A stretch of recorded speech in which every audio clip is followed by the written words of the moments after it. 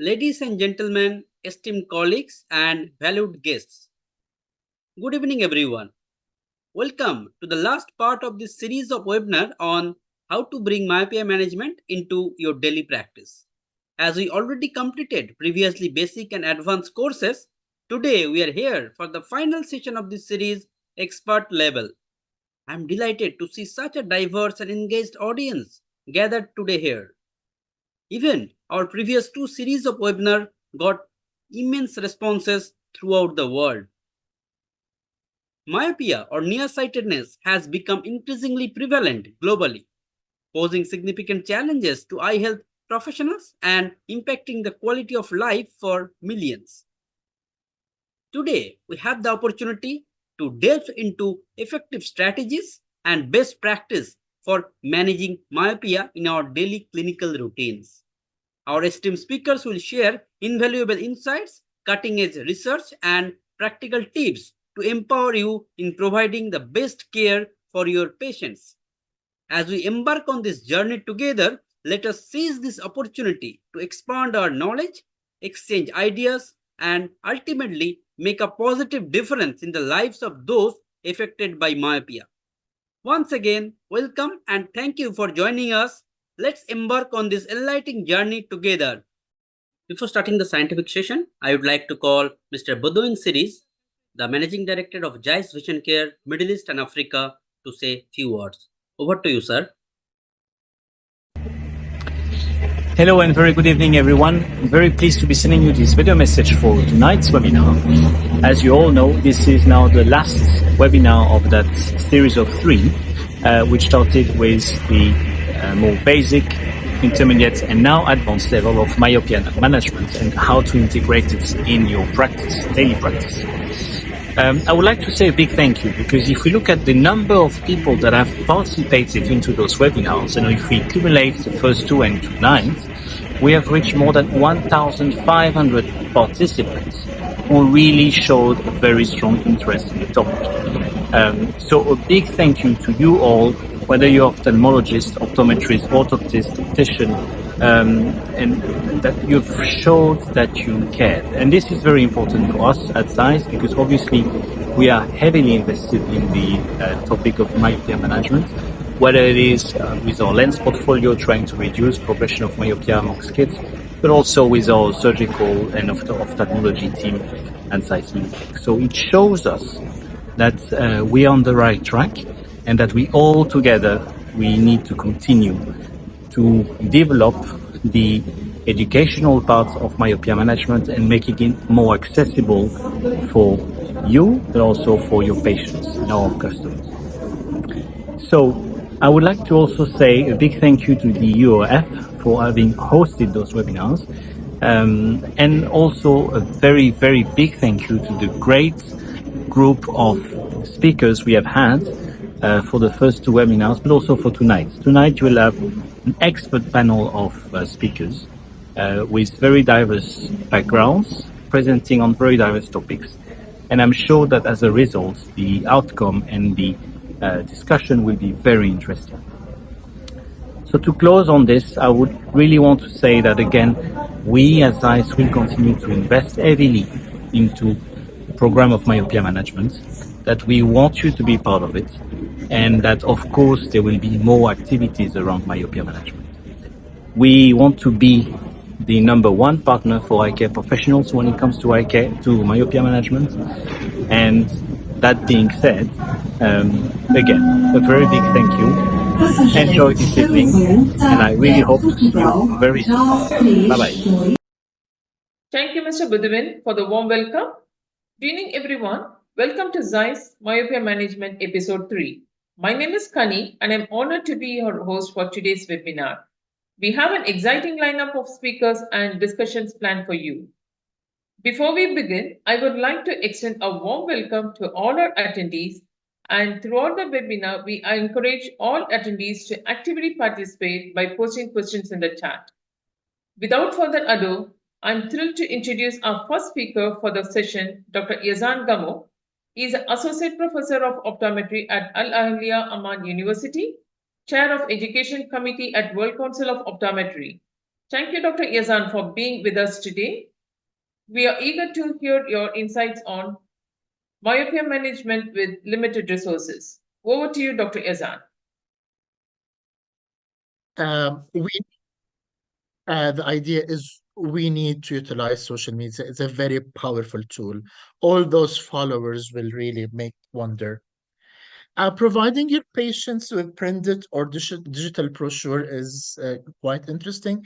Some people are a bit, I don't want to say old-fashioned, classical in their way of approach, and some patients would love to have something written, they handle it in their hands. And when they go back home and read it, some people would like to look at their tablet and see what's going on with that. And that's quite important. And I'm pleased to inform you that we still haven't finalized it yet. WCO is working hard on doing some pediatric resources, digital brochures, let's say. This is my project for the next year. Hopefully, we'll focus on that. If you're working within an office, not an, even if an optical shop or even the clinic of a hospital, I would recommend that you need to create a myopia management culture with the office staff. Personally, mm, ch- uh, let's take the low vision example. I've been working in that clinic for the last few years. Sadly, I stopped this year due to health reasons. Uh, the first few months that I worked with them, the front staff ladies had almost no idea what low vision is. I actually brought them into the examination room, explained to them what is the condition, which patients they need to refer to, or how to communicate with the patient that you have an appointment with Dr. Gammo. That appointment will last for 45 minutes. You will be expecting to have this, and that. It's very important. And the referral pathway has changed. I got the patients that I really needed to manage, so I better utilize my time. So you need to think about that as well. And no person is an island. So networking with your local, sorry, I apologize. Networking with your local eye practitioners is very important. You need to talk with the ophthalmologist, the orthoptist, the photography specialist, your optician. You need to have that network. It's very important.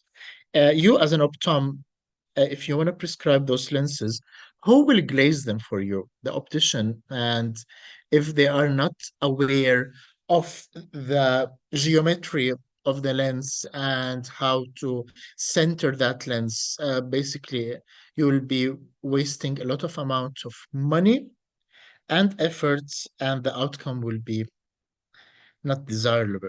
All right. So I've always been asked that question so many times. How to measure visual acuity for children? Do I have to pay a lot of money to invest in changing the equipment that I have? Well, not necessarily, really. I would go with the Leah symbols. I feel that those symbols in the age 4, 5, 6 are quite universal. Mind you, though, that the patient might identify it as a heart. So when I started working with these charts, oh my God, I can't even remember, year 2000, year 2001. So I had those patients coming from Bedouins. They live in tents, and they told me it looks like a heart. They've actually never seen an apple before in the northern desert of Jordan, near the border of Syria. Sadly, they were killed during the war, so I've heard so. But the idea is that the O for them, or the circle, can be an orange. And this, probably in the Western countries, they will identify it as a house. For them, they said it looks like their tent. So just you need to have consistent wording for the symbols, and you can go from there. I love these symbols because they have a very high sensitivity and very good specificity. 79%, see, sometimes because the apple can be identified as a heart, but they are very sensitive. And 76% of the children can read it at age 3, which is quite remarkable. You know, if you invest in that chart once, you can cover a huge age range. And 90% of children above the age of 4 can easily identify them. And their crowding and the spacing between them is absolutely useful. Proper measuring of visual acuity and recording will help you in monitoring the progress. All right? This is very important. Uh, can someone please check the time for me? Although I have few slides, I can talk on forever. So please remind me of my limit. Thank you. Refraction. Sorry, there's so much text on this slide. The idea is you need to be aware that you need to know that if your patient has less than plus 0.5 diopter at the age 6 or 7, this is one of the biggest risk factors for future myopia and may actually encourage you to initialize the phase of myopia management, okay?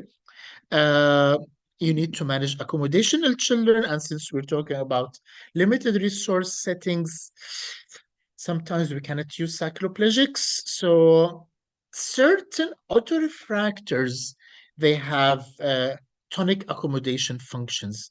They introduce a +8 or +10 diopter within the system of the autorefractor, and it will blur the patient to the level of their tonic accommodation, technically like cycloplegic them, okay?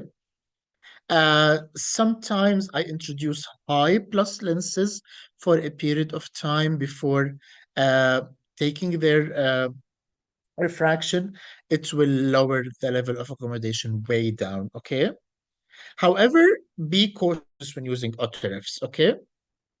According to the American Academy of Ophthalmology, the mean rate of error is around plus minus 0.5 diopters. However, the variance can be really high, okay, well, which is a significant problem. I've been involved lately with a company that sells autorefractors, and I realized many practitioners, they would expect that result of the autoref to be exactly the result of their subjective, and if even between sessions, or if they take multiple readings, they wanted the reading to be the same. It is almost quite impossible to have that. So educating the practitioners, and I want to take the advantage of this forum to send you a message. Please do not rely on your autorefs alone. If you use them exclusively, expect some rate of error and variation. All right? Very important. And the International Myopia Institute guidelines do not actually, and this is good news for all of you who cannot use cycloplegia, does not necessitate cycloplegia for all myopic refractions, okay? It tells us that it's an important tool to use as indicated. As indicated does not mean you have to undertake cycloplegia to manage myopia, as it may not be available, as we said, or your scope doesn't allow it. So contralateral fogging, and even sometimes non-cycler retinoscopy with fogging of the contralateral eye by around +6 does the trick. So utilize your retinoscopy, utilize the fogging techniques, prevent that blur-driven accommodation response by contralateral fogging, and it's done. All right. When you do retinoscopy, you usually do fogging around +2, but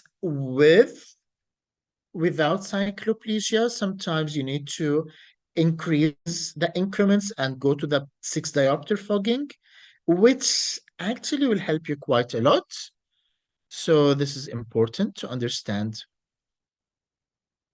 Remember, sometimes personally, cycloplegia for me has one limitation, and that is the artificially relaxed accommodation. Really, if you want to think about it, doesn't allow for representative assessment of binocular vision function with a new correction. So sometimes non-cycloplegic retinoscopy with fogging is actually the preferable technique because it will allow for a natural way of representing the assessment of binocular vision when using this new myopia management correction. Okay, I know the orthoptists will be happy for me to say that. Axial length measurement is one of the barriers, to be honest with you, in terms of myopia management, if you do not have access to it. You know, these non-invasive axial measurement devices are quite expensive, still not yet widely employed in primary eye care. As the idea is, with the International Myopia Institute guidelines, they say there are no established criteria for normal or accelerated axial elongation in a given individual. So axial length measurement is recommended wherever available, and the measurement with a non-contact device is the ideal. Okay. My recommendation is collaborate with your ophthalmologist and your local hospital or clinic if they have that axial length measuring device. Once per year measurement is all that you need, uh, and it will give you an indication. Remember, because still there are no established criteria for normal axial elongation, especially in certain populations. In Asia, children, it is there documented, but in many Western, Middle Eastern, or African children, still not there. And we simply cannot rely on Asian data and apply it to all patients. Okay, so it's something to worry about. So this study has been done in Europe, especially in the UK and Ireland, and they did a risk score with no cycloplegia and no axial length, and they call it the PRIMO, the predicting myopia onset and progression, and evidence for 6 to 8 year children. So if you have refractive error more than plus 0.75, you are on the green zone, you shouldn't really worry. If it's anything less than 0.75, then you are at a higher risk stage. So they give you a risk score, and if you have a risk of two or three, then you are at a high risk of developing myopia.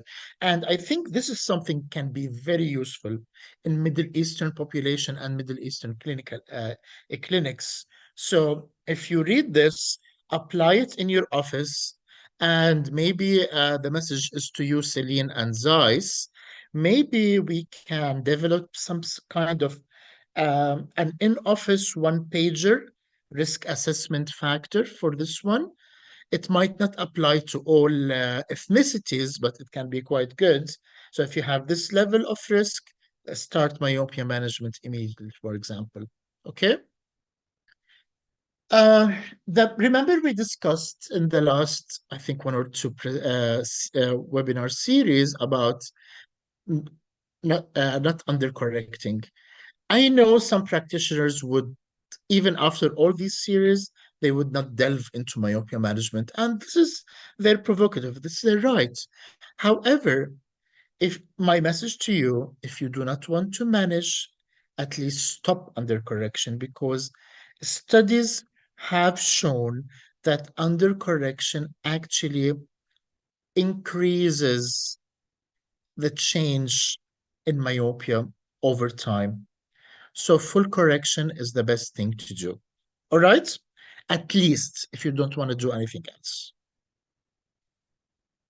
Of course, we are very aware that single vision lenses are not the answer because of the peripheral hyperopic defocus induced by them. This study investigated trends in myopia management in Africa. They simply heavily rely on single vision lenses with very, very low input or outcome of any of the myopia management methods, like specific myopia control soft lenses, multifocals, or even the peripheral defocus ophthalmic lenses. Even the use of pharmaceuticals is very low. Remember, because scope of practice, very few countries in Africa, even in the Middle East, have diagnostics rights. So this is something to think of. But I always advocate for ophthalmic lenses. They are minimally invasive, and literally no risk at all. The scope will allow us. The technology is easy to understand, and the effectiveness is quite good. So this study is telling us we need to move away from single vision lenses at least. Okay. So as I said, our spectacles are our first line solutions. Uh, I I sometimes need to prescribe multifocals, but remember, certain parents do not feel comfortable that you are poking their children's eyes and putting a contact lens. Some patients or parents, um, they do not feel comfortable because of the maybe side effects of certain pharmaceutical agents. So even low dose atropine. So my first defense against myopia is ophthalmic lenses, of course. I've done this study a few years back about strategies of myopia prevention and management in the Eastern Mediterranean region, which covers the whole Gulf, Middle East, and North Africa. And of course, it has been estimated that more than half of the population will be myopic. Uh, at that time, I was advocating for using bifocals and progressive addition lenses simply because all the new peripheral defocus ophthalmic lenses were not invented then. They were in the trial phases. So this study is outdated, but the idea is I was trying to send a message even back then that yes, because of the cost and limited availability in the regions, limited scope of practice, and limited availability of low dose atropines, ophthalmic lenses are really our answer to the issue. These are my references. I don't want to take much more time because I am aware that my colleagues have more interesting presentations than myself. For that, thank you so much for the opportunity.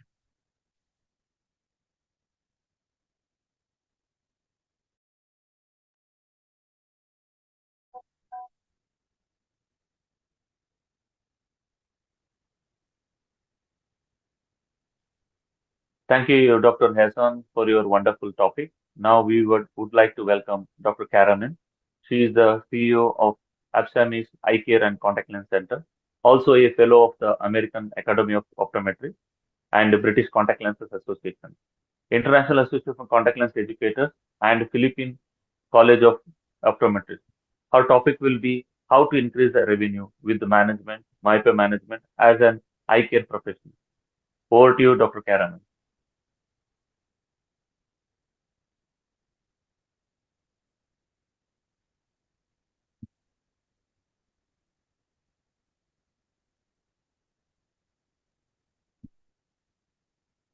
Dr. Carmen, can you start? Hello, good evening. Good evening, ma'am. Yes, I'm trying to share my screen. Yes, can you Okay. please share? Yes. So everybody can see my screen? No, we can't see your screen.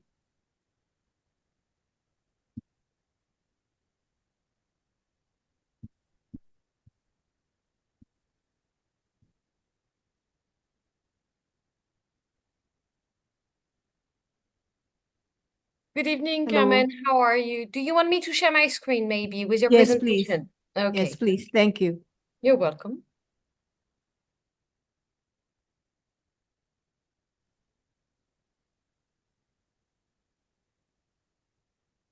Is it okay for everyone? Yeah, it's okay. Yeah, we Okay. can see now. So, Cameron, please, can you just tell me next to change slide? Okay. Okay. Okay. So yeah. Okay. Good evening, everyone, and that's magandang gabi from a warm country called the Philippines. I believe that we have some Filipinos registered today this evening, and I hope I'm able to share with you my experience in myopia management.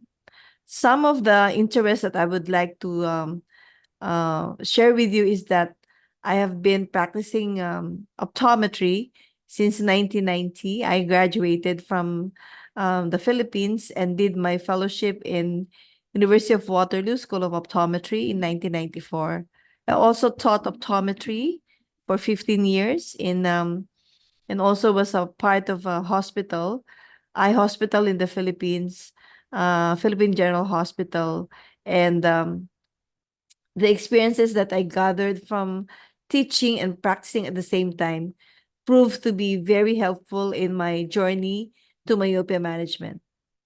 So, I know that most of you who have been through the first, second, and now the third expert level of myopia management are excited, or some are even anxious where to start so that we can all begin to increase revenue with myopia management. Some of you have even started already doing myopia management, and some of you um, are still continuing with great passion and great dedication.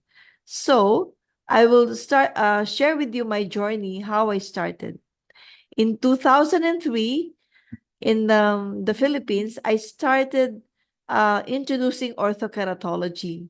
At that time, it was not yet intended to be a myopia control strategy. I would have patients, young and old, who would opt not to wear glasses or contact lenses during daytime. And lo and behold, orthokeratology came into the country, and I was the very first one to practice orthokeratology. Little did I know that it's gonna be discovered, unintentionally as a very good myopia control strategy. That's how I started my myopia management journey. After that, in 2003, it was a uphill climb because, if we can go to the next slide, please. Somebody said in the Harvard Business Review, why is it very difficult to sell a new product or service? The thing here is because the climb is very steep. Introducing something that is new or novel is always very challenging and very difficult for some people, because if people are used to prescribing single vision lenses or the conventional ophthalmic lenses designed to correct myopia, that is really a hard habit to break. And I know most of you have already agreed on this principle, because most of us are still giving single vision glasses to our myopic patients. But now we know that as we speak, all corners of the world are talking about myopia management in ophthalmology, optometry, optician conferences.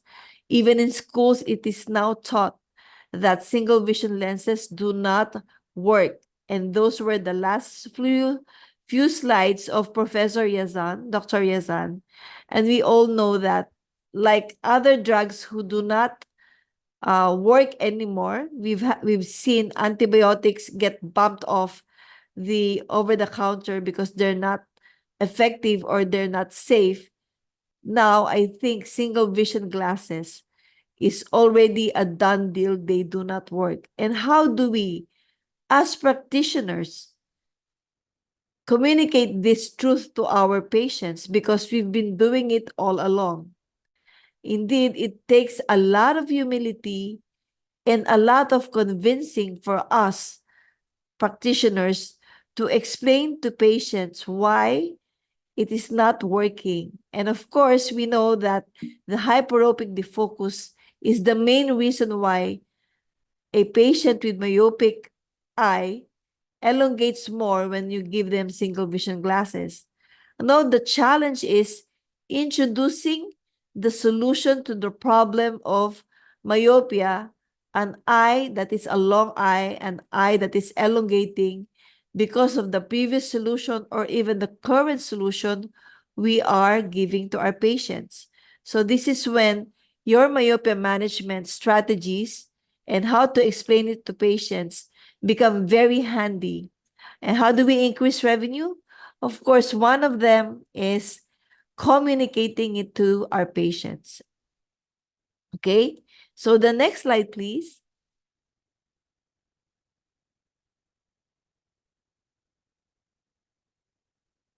We all know,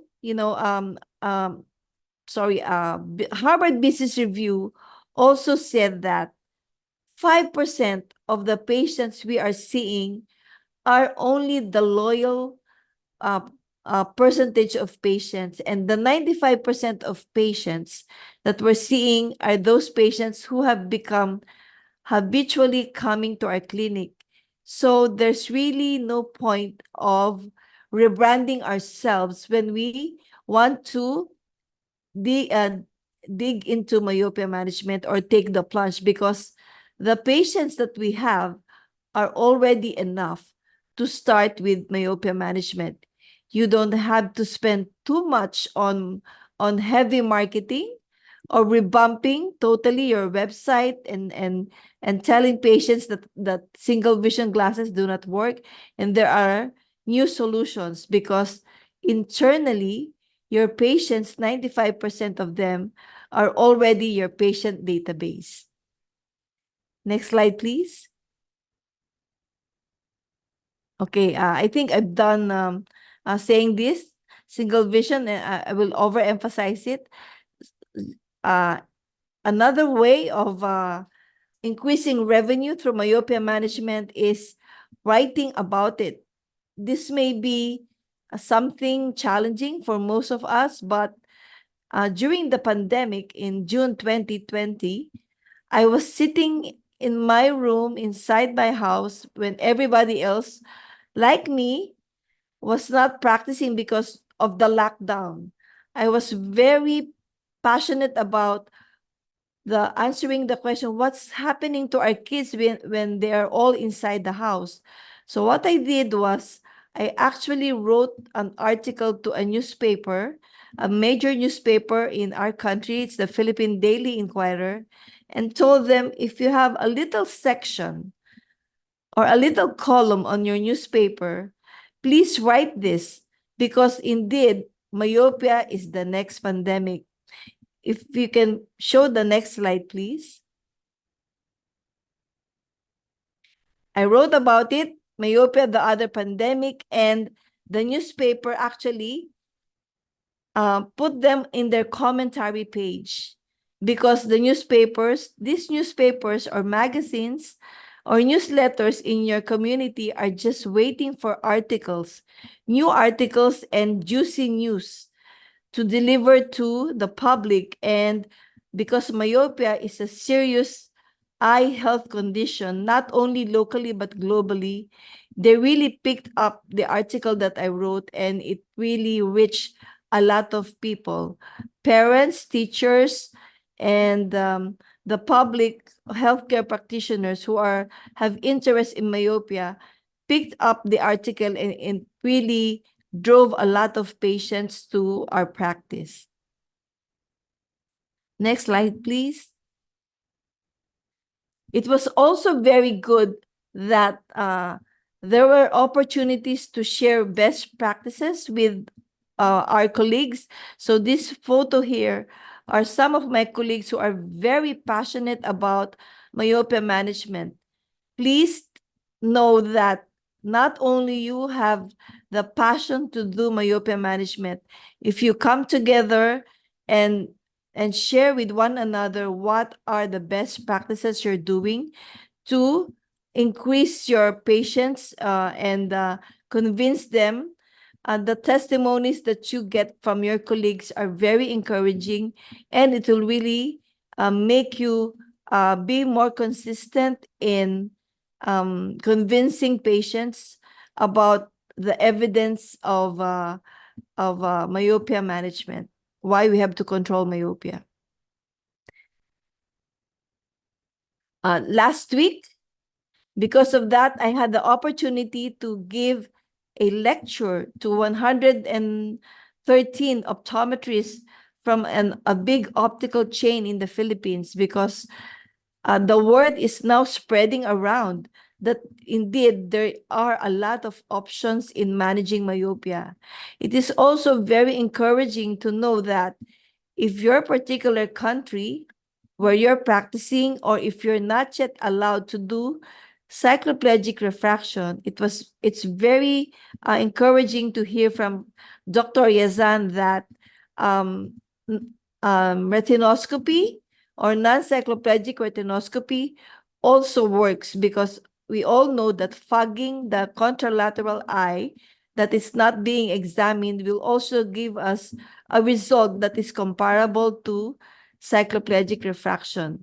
Half of these optometrists on the photo are not allowed to do cycloplegic refraction, and just like what Dr. Yasan said, it should not stop us from performing accurate refraction to our myopic patients.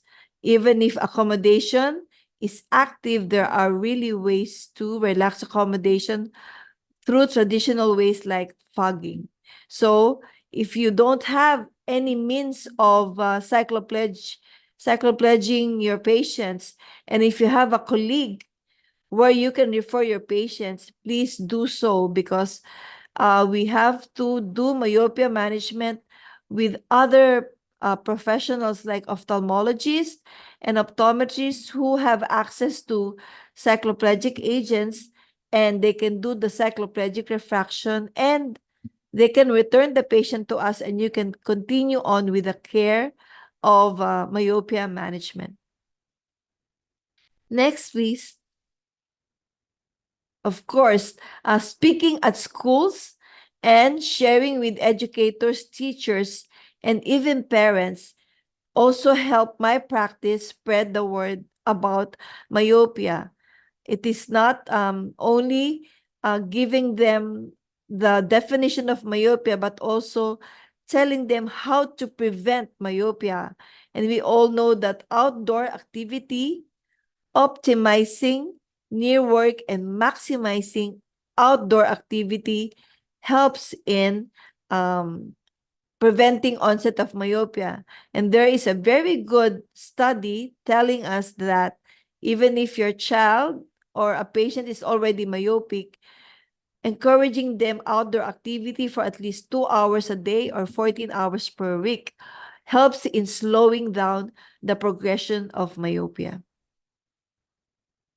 Next, please. This was already mentioned by Dr. Yasan earlier on. Our messaging should be very consistent.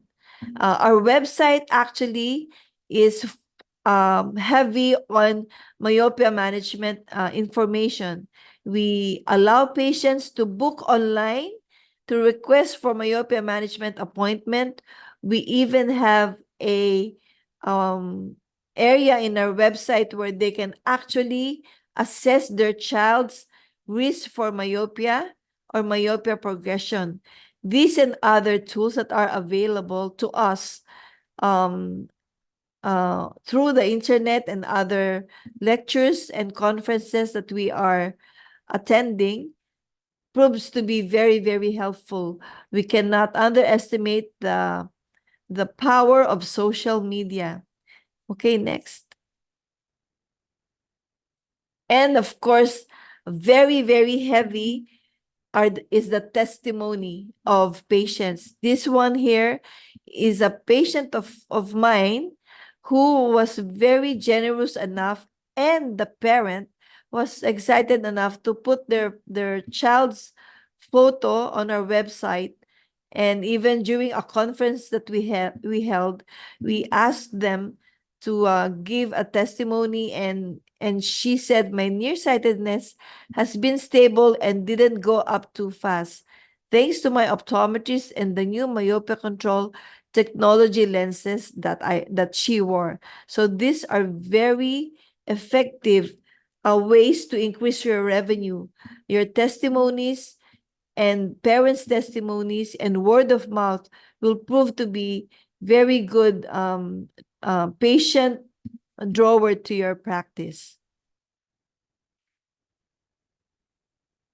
Okay, as I said earlier on, if you have loyal patients, they will refer their friends to you. So it was very good that one of my loyal patients, a doctor herself, has a friend who's a very, very famous singer in the Philippines, brought her son to the practice, and she was very happy with the outcome of the myopia management that we did. She put us on TikTok.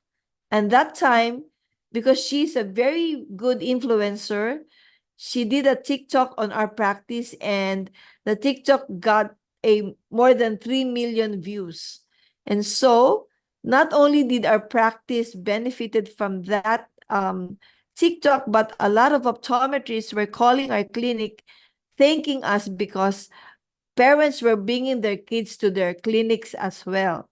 So your influencer or your storyteller should be somebody who is credible, who is a good influencer, and really will speak from the heart because they really experience the effectiveness of myopia management. Next, please. So I'll just be very brief. We just have to remember that as ECPs, we have to continue to educate ourselves and even our patients internally in the clinic, even if just putting a myopia clinic inside your signages.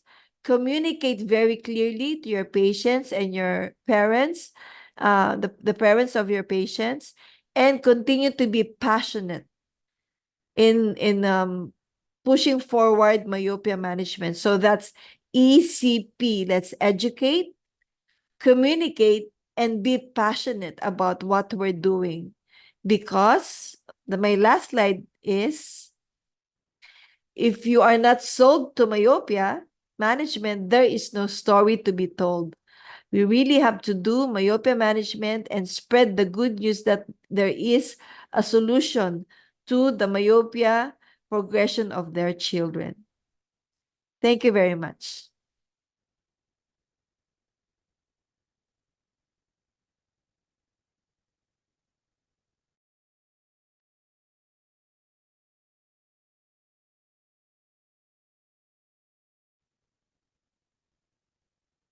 Thank you, Dr. Carmen, for the valuable insights you have provided, and we look forward to implementing our strategies to drive revenue growth in our own endeavors. Now, please join me in giving a warm welcome to Professor Bruce to share best practice and challenging cases from China. He is a professor of ophthalmology at Ayer School of Ophthalmology, Deputy Director at Ayer Institute of Optometry and Vision Science, and Ayer Eye Hospital Group, China. Over to you, sir.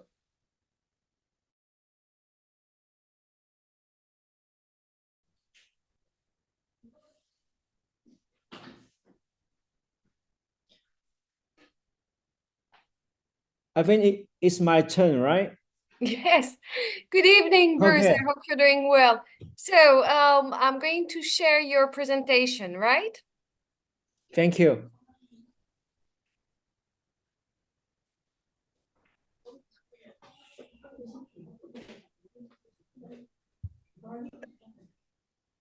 So same, just tell me next if I'm too Yes, slow. sure, Okay? sure. Thank you. Very good. Okay, so good evening, everyone. First of all, I am very honored and privileged to have the chance, to have the opportunity to share some of my experience and thoughts about myopia management. And this is also the first time for me to make the presentation to the audience from Middle East, Africa, and India. So this is a very, very unique experience for me. And as far as you know, I am a ophthalmologist. I was an eye doctor. I received my medical training in China, and then I did my PhD in University of Tübingen in Germany. In my thesis of the doctorate is about myopia prevention by sunlight. So today, what I want to share with you is some current situation and policies, as well as the strategies in our country, in China. So yes, this is the first slide. So here you can see several figures. And what these figures tells you is about the prevalence of myopia in the past 30 years in China. Actually, the figures here, it does not the real prevalence of myopia, but rather the visual impairment in children. But as far as you can imagine, the main reason for visual impairment for children and teenagers are usually myopia. So here you can get more or less some concepts of the myopia prevalence in the last 3 decades in our country. So first of all, in the in your left hand side, you can see the prevalence by age. So in the bottom is the age from 7 to 9. The prevalence of a visual impairment is like 20% in 2014. And if you look at the age of the top curve in the left-hand side figure, you can see the prevalence of a visual impairment for the age of 16 to 18. You can see that even in 1985, the prevalence of a visual impairment in this age group is already more than 40%. And if you look at the data in 2014, you can see that the visual impairment prevalence is as high as 80%. So this is the prevalence of visual impairment or myopia in the last 30 years. And in terms of the sex and gender, there's no significant difference between boy and girls or male and female. More or less, they're similar. But if you look at the last figure on your right-hand side, which is the prevalence by location, you can see that not only the urban area, but also the rural area in the last 30 years, the prevalence of myopia or visual impairment is going up. And the difference between rural area and the urban area becomes smaller and smaller due to the urbanization. Next slide, please. Okay, so this is another map showing the geographical distribution of myopia in China, again, from the same literature. So in 1995, only the east and the south, the coastal cities have myopia prevalence, which is about 40 to 50% in the yellowish color. But if you look at the right-hand side, the data from 2014, you can see that the majority of our country has reached the prevalence over 60%. And only the very north and west, Xinjiang and Qinghai province, their prevalence is still lower than 50%. So this real situation and the current situation of myopia in our country is kind of a pandemic of myopia in our country. So that's why I think this is also one of the reasons why Chais invited me to give this lecture to share our experience to all the audience in this webinar. Next slide, please. Next slide, please. Okay, so according to the latest data from the go back to the last slide. Move backward, please.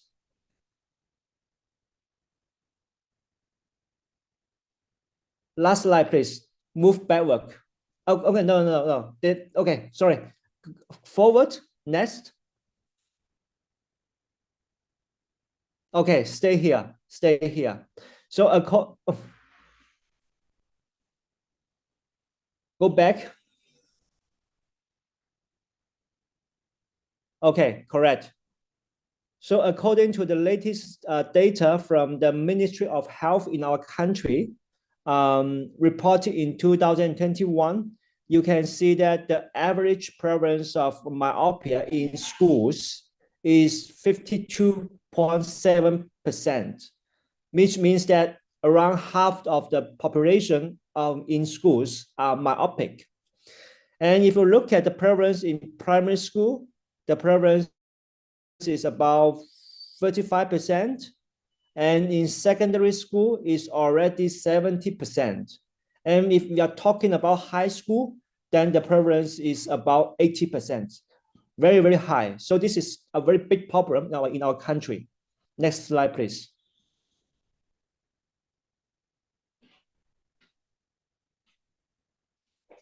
And we should all understand that the reason, or one of the reasons for us and for all of you to pay attention to myopia is not only myopia would impair your vision, but also high myopia is the main cause of blindness. According to the literature, we can see that if the degree of myopia is over -6%, then the risk to develop vision threatening disorders like cataract, glaucoma, retinal detachment, choroidal neovascular, and myopic macular degeneration is much more dangerous. For example, if you're talking about the retinal detachment, then the risk of developing this complication is 13% more than those who are non-myopic. And if we are talking about the myopic macular degeneration, you can see that the risk of developing this complication is more than 800 times than those who are not myopic. And just in our country, in China alone, then the blindness which are related to myopia is already 300,000 people in 2018. And the global burden, which is relevant to myopia, is estimated to be as high as $250 billion in the world. So that's why now every country, or I would say most of the country, would regard myopia as a real big problem, a real public health issue to the majority of the countries in the world. Next slide, please. And although there are many so-called reasons which are related to myopia, but according to the International Myopia Institute, the latest white papers, the main risk factors of myopia are only 3 reasons. One of the genetics, which is very obvious. If you have if you have very high myopic parents, then the risk for you to develop myopia is much higher than others. But in terms of the environmental factors or the modifiable risk factors, then we can see that only near work and time outdoors are the proof reasons or the proved risk factors of myopia. And those two risk factors are also modifiable, which means that we can change, we can modify those risk factors so that we can have low risk of developing myopia or slowing down myopia. Next slide, please.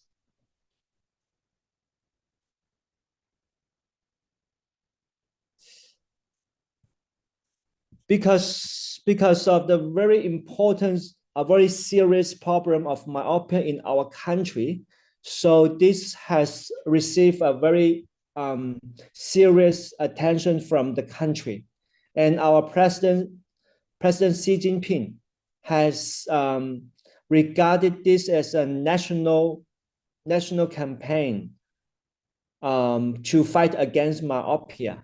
So that's why in 2018, our central government has launched a national initiative to fight against myopia. And this is the words from our President Xi. He said Chinese students' myopia is showing a high prevalence and younger age trend, which seriously affects children's physical and mental health. This is a major problem related to the future of the country and the nation, which must be paid great attention and must not continue worsening. Let's take care of the children's eyes together and make them have a bright future. And since then on, our country has increased the policy and rated strategy to myopia into an unprecedented level. Next slide, please. So this is the goals for us to make in the future. So basically, every year we are trying our best to lower down the incidence of myopia by 0.5% per year, which means that from 2018 to 2030, the prevalence of myopia in the age of 6, the prevalence is from 10% drops down to 3%. And for primary school, the current prevalence of 50% should be reduced to 38%. And for high school students, the current 80% of prevalence should reduce to 70%. So this is our goals for this national initiative to make until 2030. Next slide, please.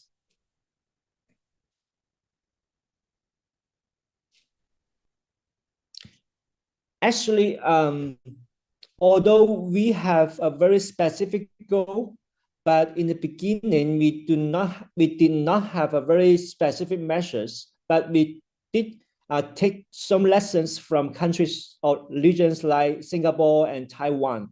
So this is the data showing the prevalence of Taiwan since the new century.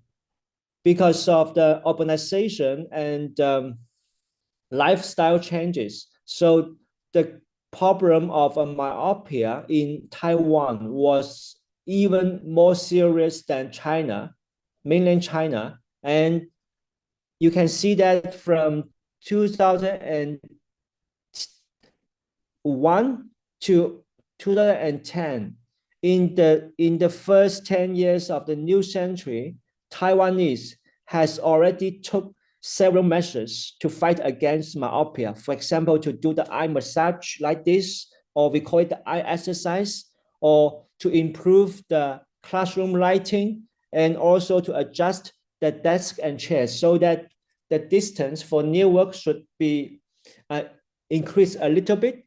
And also they encourage the distant gazing of the students during school. They also encourage the so-called near work intervals 30 and 10, which means that every 30 minutes of near work, you should have 10 minutes of interval.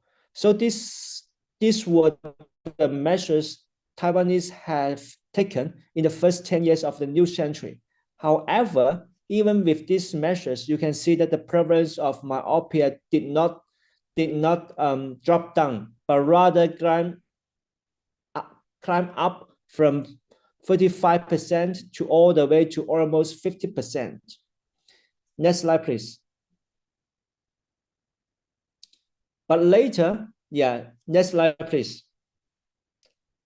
But later, during 2010 to 2013, the Ministry of Health, they worked together with the Ministry of Education to launch a so-called School Kids Eye Health 3 years program. You can also see me when, sorry, can you go back to the last slide? Yes. In this 3-year program, you can see that they cancel the eye exercise or eye massage, but invented or introduced a so-called daily 120. What does this mean? This means that they encourage the students to have at least 120 or 2 hours of outdoor time during the 3-year program. And just try to guess what happened later. Next slide, please.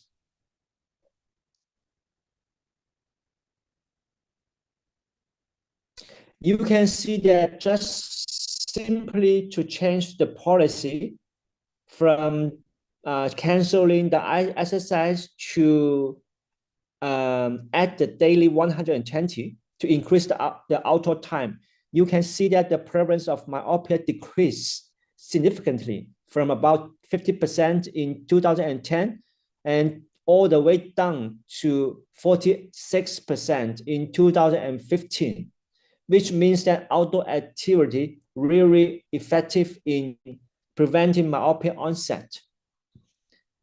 So after having this kind of evidence, our country, mainland China, also adopts similar policies in our country. Next slide, please.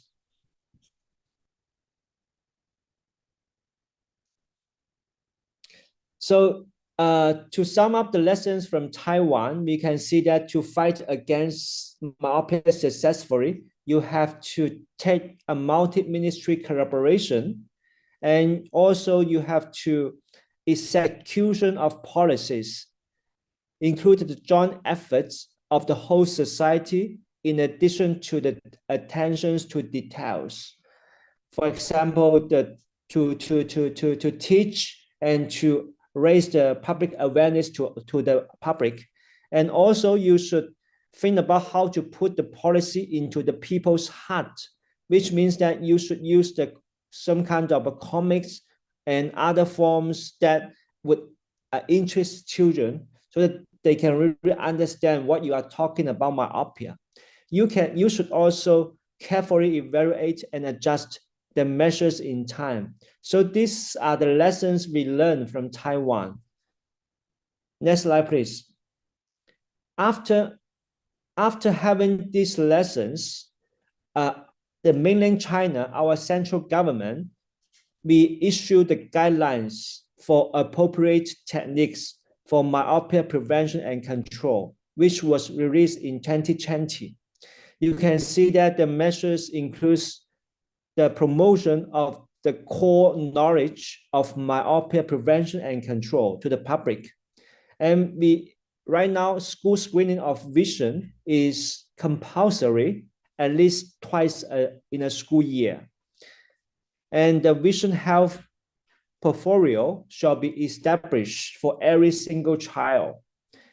Also, the society should cultivate a healthy eye use behavior, for example, to increase the outdoor activity 2 hours a day at least, and to reduce the near-work behavior. And we also encourage the schools to create a vision-friendly environment, which means that to reduce the students' homework burden, to improve the lighting, and to equip with the adjustable desks and chairs. Finally, we also emphasize the scientific interventions, which includes the spectacles, offer catalology or low concentration atropine to recommend to the students who are already myopic. Next slide, please. And 1 year later, in 2021, we have further issued the guidelines for myopia prevention and control in different stages. For example, for the preschool stage, we established the refractive development files. We regularly monitor their visual behavior, visual acuity, and refraction every 3 to 6 months a year. For the children who are in the primary school, we actively conduct visual screening regularly and inform the parents to take their children to formal medical institutions for further examination. And for myopic students, they should visit medical institutions for treatment and follow the doctor's advice for scientific intervention and correction. And for those who are already in the secondary school,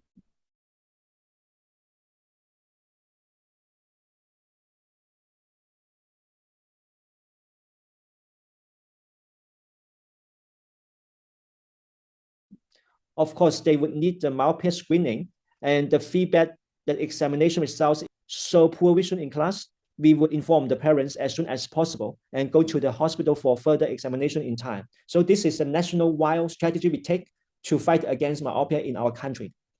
Next slide, please. Next slide, please. And also in 2021, we launched a so-called, go back, please.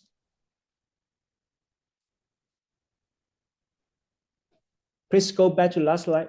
Yes, okay. And in 2021, we launched a very strict policy we call the double reduction.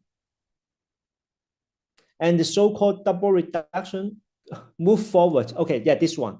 Yeah, the so-called double reduction means a reduction in the total amount and time of a commitment required by school homework. And the second reduction is the reduction in the burden of after-school training programs. So overall, we are trying our best to decrease the workload for the students, because this is a very important risk factors for myopia. Next slide, please. And next slide, please. Okay, yes, perfect. And for the kids who are already myopic, then as I mentioned earlier, we should teach, or we should tell the audience what is the appropriate, what is the proper way to slow down myopia. So actually in 2021, Asia Optometric Management Academy has released a Chinese version on the consensus on myopia management, and I was one of the editor. And in this consensus, we have addressed the main problems and main issues which are related to myopia management. For example, when and what we should do to prevent myopia, and if the myopia has already happened, what we should take the measures to slow down myopia. Next slide, please.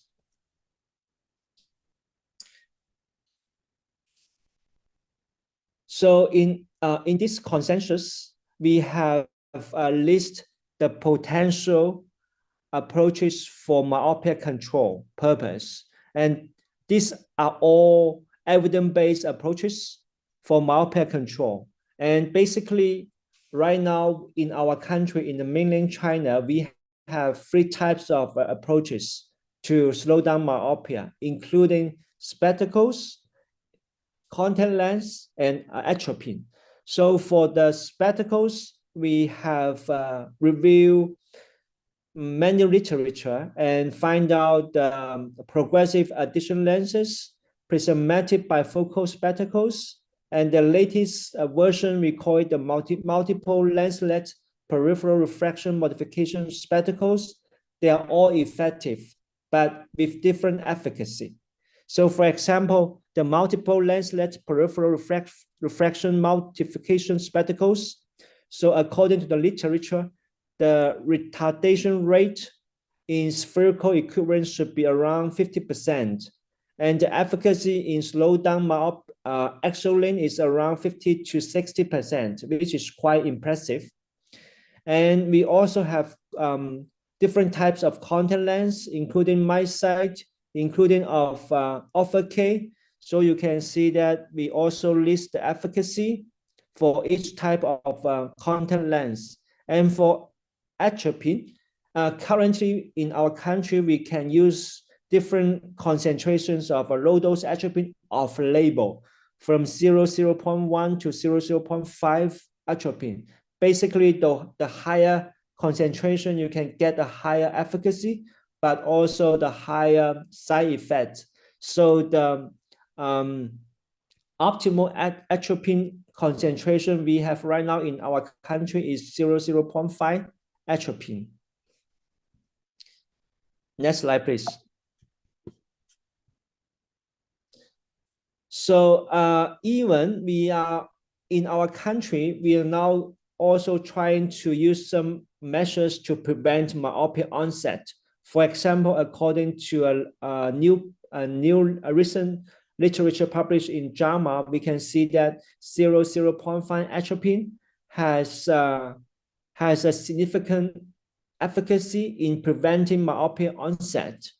And on the other hand, we are also now testing the efficacy of the multiple lenslet spectacle to see whether it's useful to prevent myopia onset. And from the limited data of our team, we can see that it works. It works. This kind of spectacles also not only slow down myopia progression, but also preventing myopia onset effectively. Next slide, please. So finally, I would like to share some cases in my clinic to show you what strategy I am trying to use to slow down myopia.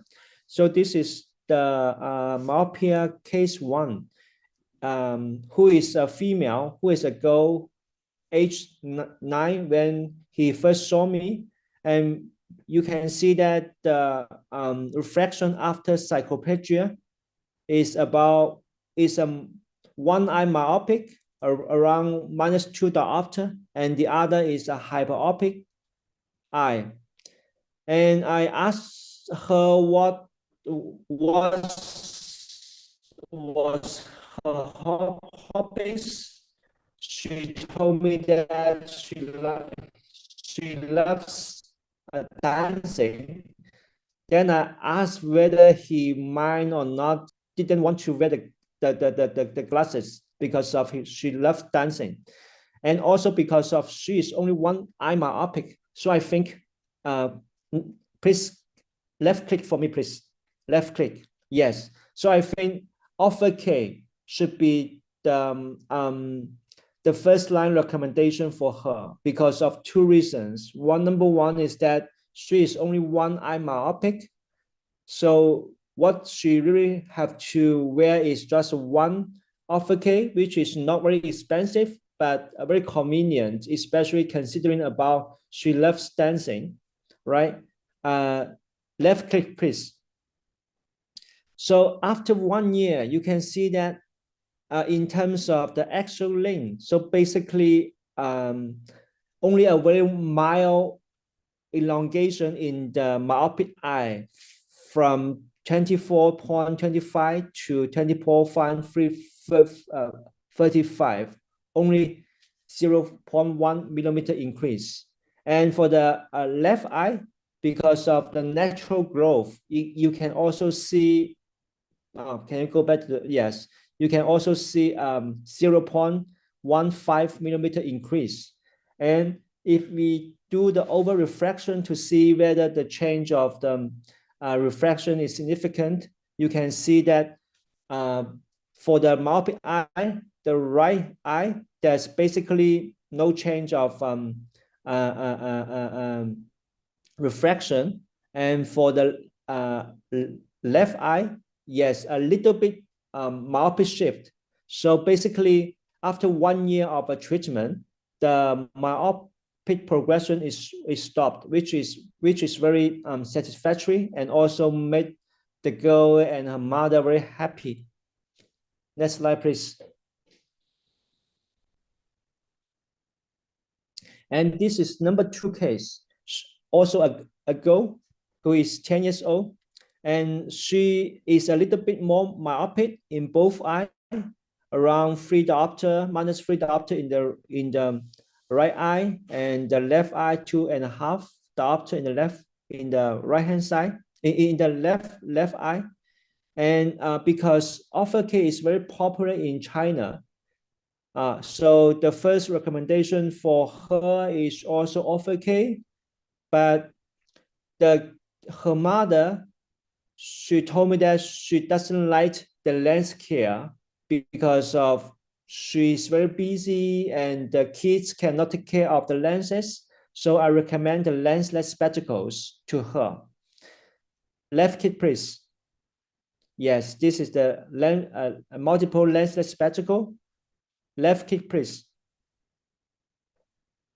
And 1 year later, after having this kind of spectacles, we can see that the effect is quite good, because after 1 year, the right eye has just half a diopter of progression, and for the left eye, basically just a quarter of a diopter of progression, which is not a big deal.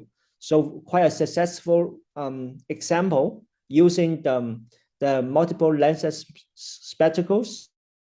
And actually, since the release of this kind of lens or spectacles in the market, and the market share of ortho-K has dropped down significantly because of the cheaper price of the spectacles and a comparable efficacy of the spectacles. So the market share of this kind of spectacles has risen up significantly. Next slide, please. Okay, so this is the last case. And this case is a little bit complicated because you can see he is very young, only 6 years old when he first saw me, but already myopic, around 1.5 diopter in the right eye and minus 1 diopter in the left eye.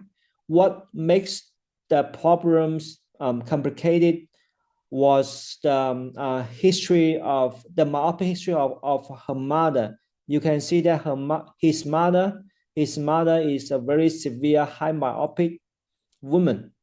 So in this case, I have in the first consultation, I have already told her mother her son is very risky in developing myopia, but in the beginning, we can try to use a simple and only one approach first, and then to see what happens later, and see whether we should add or change the strategy. So the first recommendation for this young boy was the lensless spectacles, because he is only 6 years old. So I didn't think he was old enough to fit contact lens by himself. So that's why I would suggest the lensless spectacles first. Left click, please. And ask him to come back 6 months later to see what happened in 6 months. So you can see that after 6 months, the right eye has progressed already half the diopter, and for the left eye, even more, 3/4 of the diopter. So obviously, to use the lensless spectacles were not enough for this difficult case. So in the first follow-up visits, I told this situation to his mother, and I plan to use the lensless spectacles in addition to the 0.5 atropine, and ask him to come back in another 6 months. Left click, please. Left click, please. Okay. So after 6 months, we can see that basically there's only a quarter of diopter of progression for both eyes. So basically, both eyes keep stable, more or less stable at least in the last 6 months. So it seems like the addition of a 0.5 atropine is a good and effective approach. So I asked the parents to come to see me once again in another 6 months to see whether I should change the policy or not, or just keep this combined therapy. So let's see what happened in 6 months. Next slide, please.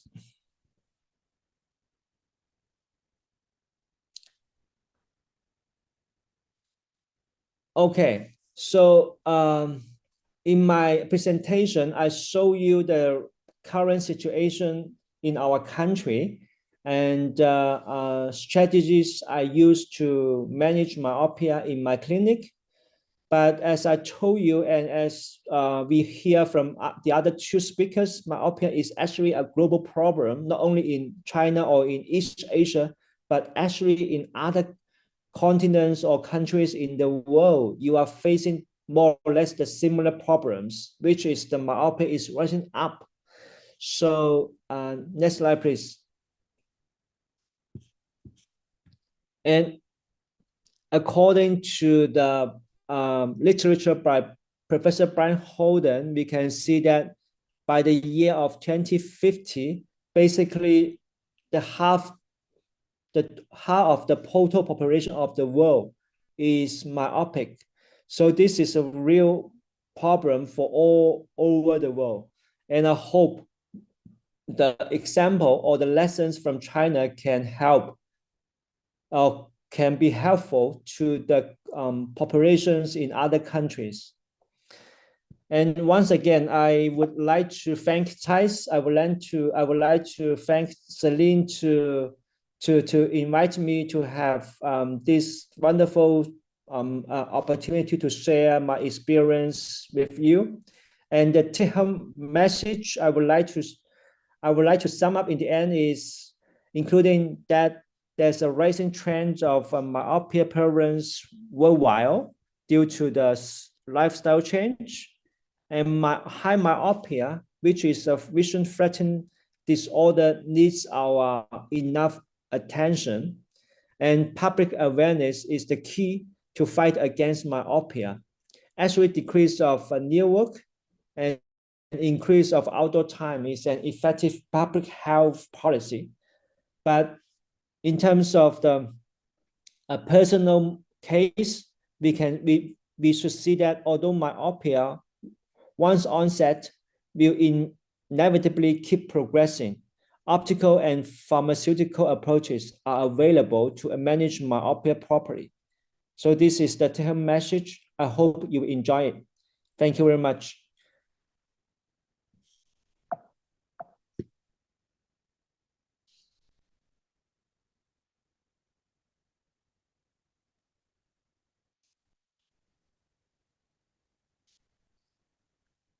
Thank you, Professor Weizong, for your wonderful topic. Now we would like to welcome Miss Celine.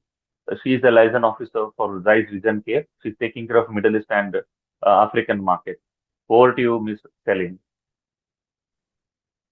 Good evening, everyone. First of all, thank you to Swana, all the UOF team, of course, that I'm starting to know very well, but I really want to do a big, big thank you to our speakers tonight, Yazan, Carmen, and Bruce.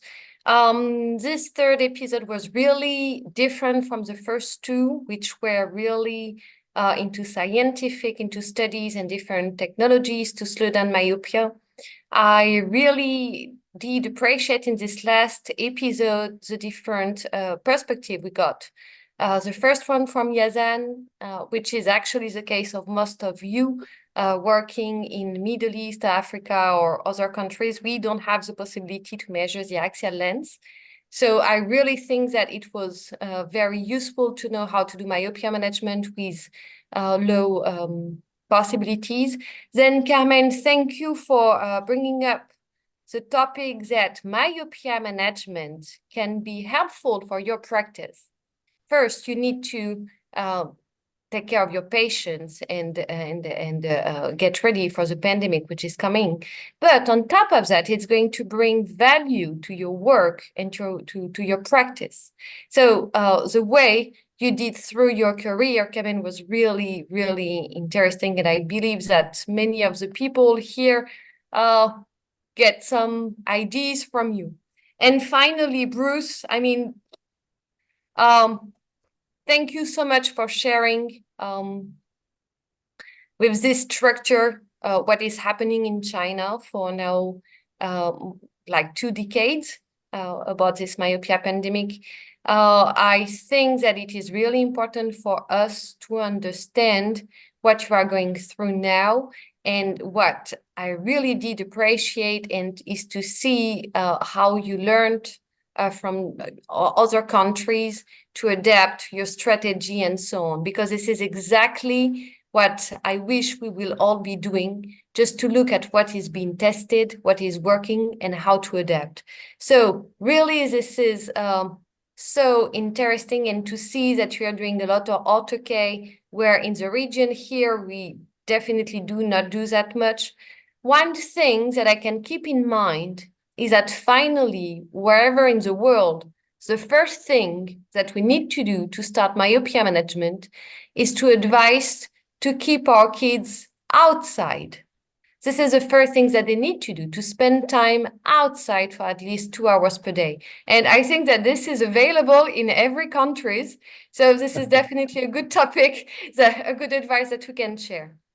On my ZEISS part, I am going to share with you a very quick presentation, because actually you already know a lot about MyoCare.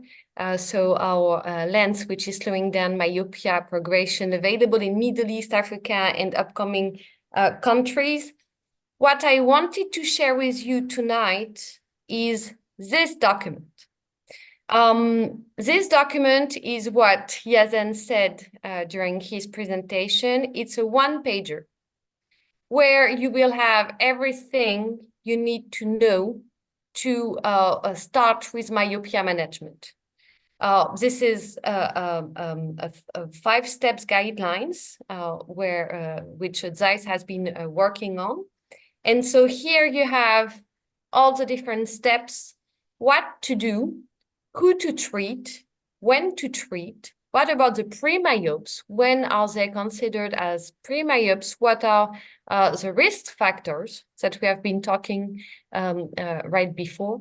So this is a document that we have been working a lot on, and you have everything into it. If you have to keep one thing, I mean, of course, you have to keep a lot of things, but this sum up, this one pager, you can easily print it and keep it in your office or keep it in your phone and really have a quick look on it. And with that, you will be able to know if the child that you're having today, you can do cyclo, no cyclo, you can have all the devices, you can work in a hospital, in an eye clinic, or in a retail shop. But with this pager, you will be able to really give the best advice. And this is finally what we want. We want to provide the best care to our patient, to our customer. This is what we want. And us as ZEISS, as Baudouin said at the beginning, We want to give you all tools, all program, education to let you do actually myopia management into your practice, to be able to get ready to this pandemic coming up. I have been really shocked. We know it. We know it that in China it has been for a long time. ZEISS actually was the first lab bringing an optical lens slowing down myopia, so we know it. But actually, this presentation, when we see that the government is giving goals, that the president of the country is talking about the pandemic, this is what is going to happen for us. So really, to me, especially, and I believe not only for me, but it really opened my eyes, and so it was really helpful. So thank you again, Bruce, for sharing this. So please take a picture of this document. We will send it through your certification after the webinar, but this is really helpful. Second, we have now a full ZEISS Myopia Solutions MEA group. So it's a LinkedIn group. You can just take a photo of this QR code. You will be directly going to the LinkedIn group. You just have to request to get in because it's not an open group. It's a closed one. We have to be sure who is coming in because we are sharing a lot of things. So we will be sharing all marketing materials about myocare, but not only studies, white papers, webinars like this one. And Meditech is joining us and will share some information about refractive surgery, because actually this is a full myopia solution group. We start with childhood, but I know that later on with LASIK and even IOL myopia is still a concern. So please just scan this QR code and you will be directly going to the LinkedIn group. You just request to get in and I will approve. Just giving 1 minute to do that because I have to move on another QR code. Here it is. So this series, the webinar of 3 series with the 3 different levels, basic, advanced, and expert is so now over. Myopia management is definitely not over at all. And I need your feedback. If you want us as ZEISS to really customize interesting educational program to help you, to support you in your practice about myopia management, about refractive surgery, about how to communicate, even maybe about business skills. How do I sell autocare lenses to parents, etc., etc. Please, I need your help. I need your feedback. So this is a QR code for a survey. Very short one. You don't have to tell me too much, but if you could share feedbacks for first webinar, second webinars, third webinars if you attended, and what would you like actually? Would you like to talk about other disease? Would you like to talk about UV rays, for example, retina?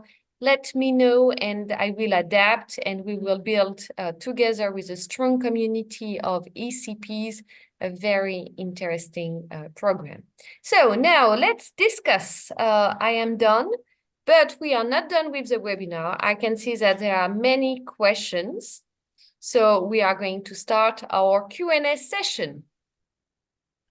Thank you, Celine, for summarizing all the talks and for sharing the valuable information on myopia management and also for sharing the QR code for the close group contact. Thank you once again. And now I would like to invite Mr. Saubik Chel, consultant optometrist at LV Prasad Eye Institute, India, and Info Myopia Center, Preventive and Control, to join the panel. And may I request all our speakers to join the panel, please. Yeah. Thank you to all the panel, all the speakers. Thank you.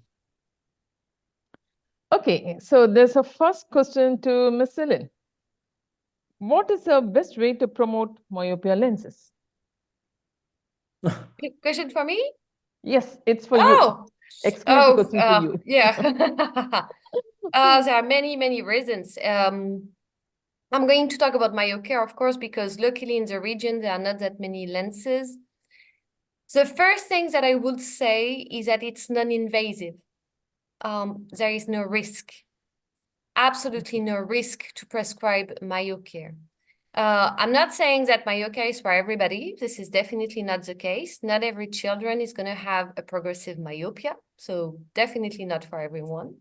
But if there is a risk of a myopia progression, of an aggressive myopia, there is nothing to lose by prescribing a spectacle to slow down myopia. But to be honest, if I want to go really into my thought, I will say that any solution of slowing down myopia is not enough, in a way that without any behavior change, it's not going to be magical.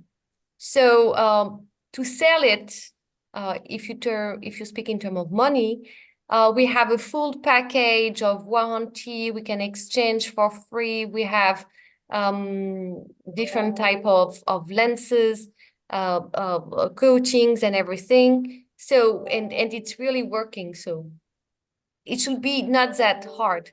But really, if you want to do a proper job, the lens is not the only solution. It's a combination. And it's a combination of every techniques with behavior advices. Thank you, Celine. Thank you for agreeing.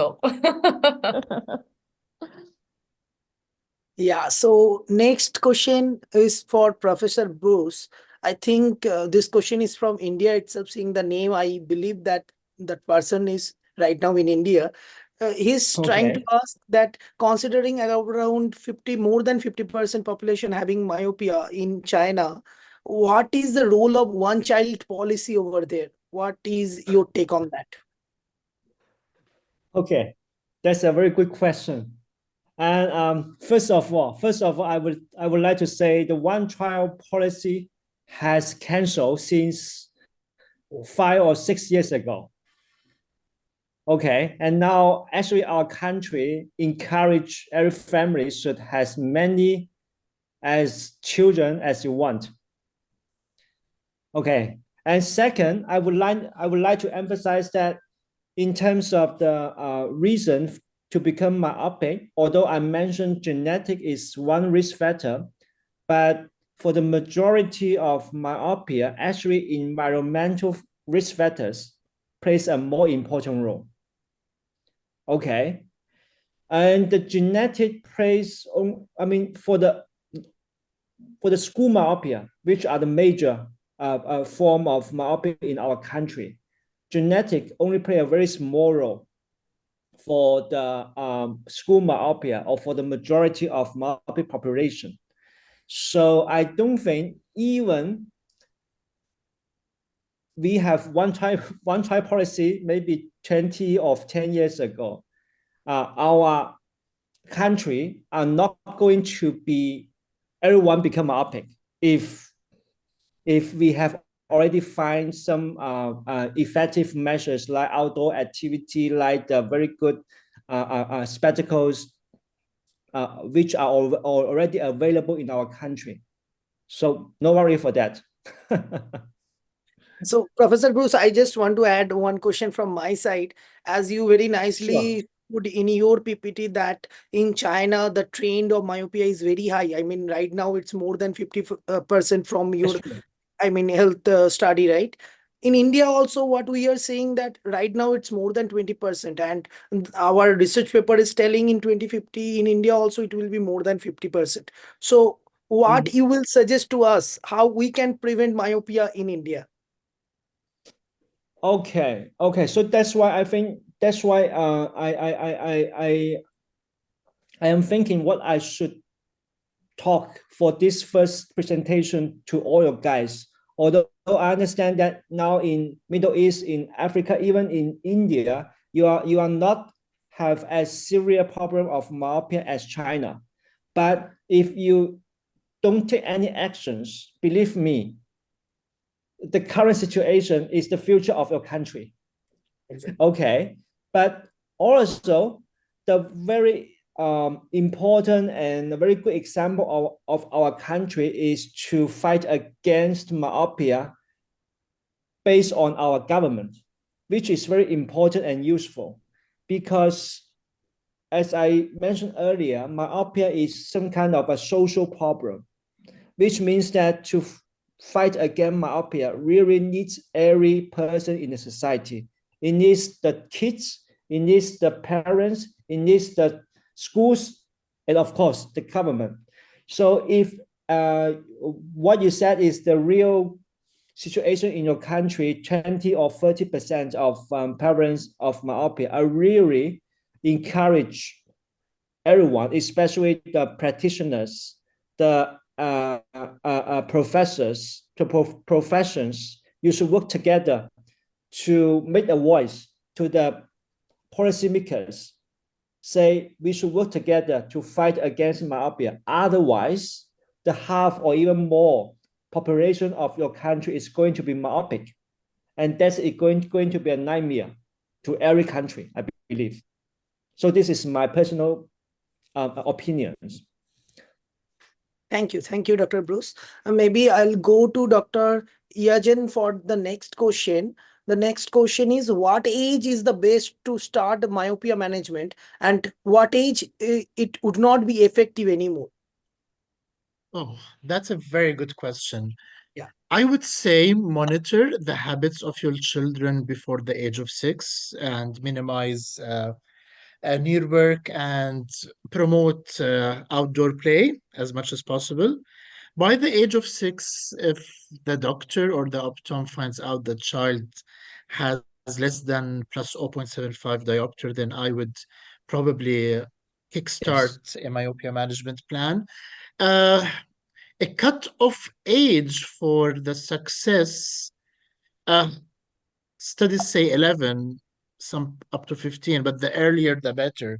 The idea is we want to catch it as early as possible. That's the consensus of most published data till now. And in what age, I mean, it will not work anymore? This is the second part of that question. Oh, yeah. Since we don't have as much longitudinal data as we want to, let's say 11, 12, probably, something like that. From the review of the studies I had done in the last few years, actually, Professor Bruce might have better knowledge than myself. Maybe he can also shed a light on that if possible.